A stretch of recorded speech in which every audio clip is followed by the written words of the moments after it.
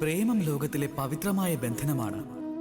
സത്യം പറഞ്ഞാൽ ഇത് ബന്ധനത്തിൽ നിന്നുള്ള മുക്തിയാണ്, സ്വാതന്ത്ര്യമാണ്.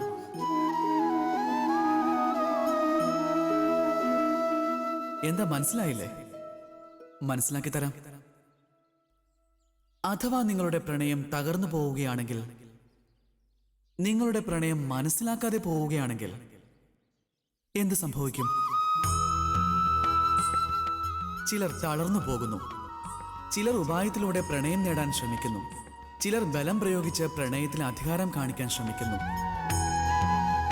പക്ഷെ ഇത് സത്യമാകണമെന്നില്ല. നിങ്ങൾ പ്രണയിക്കുന്നയാൾ നിങ്ങളെയും പ്രണയിക്കണമെന്നുള്ള കാര്യം. എന്തെന്നാൽ പ്രണയം ഒരു വസ്തുവല്ല, രാജ്യവുമല്ല, ധനവുമല്ല. അത് സ്വന്തം അധീനതയിലാക്കുവാൻ പ്രേമം അങ്ങനെ ഒരു ശക്തിയാണ്. നിങ്ങൾക്കതിനാൽ എല്ലാ ബന്ധനങ്ങളും തകർക്കുവാനാകും. എന്നാൽ അത് ഒരു ബന്ധനത്തിലും അകപ്പെടുന്നുമില്ല. ആരെയാണോ നിങ്ങൾ പ്രണയിക്കുന്നത് ആ വ്യക്തിയെ സ്വതന്ത്രനാക്കി വിടുക. കാരണം സ്വാതന്ത്ര്യമെന്ന ഭാവമാണ് ജീവികൾക്ക് ഏറ്റവും പ്രിയങ്കരമായിട്ടുള്ളത്. പ്രണയം സത്യമാണെങ്കിൽ അത് തീർച്ചയായും മനസ്സിലാക്കുന്നതാണ്. നിസ്വാർത്ഥ ഭാവത്തോടെ പ്രണയിക്കുക. എല്ലാ വാതിലുകളും തുറക്കപ്പെടും. അപ്പോൾ പ്രേമം നമ്മിലേക്കെത്തും. അങ്ങനെ മനസ്സ് പ്രസന്നമായി പറയും, രാധേ രാധേ.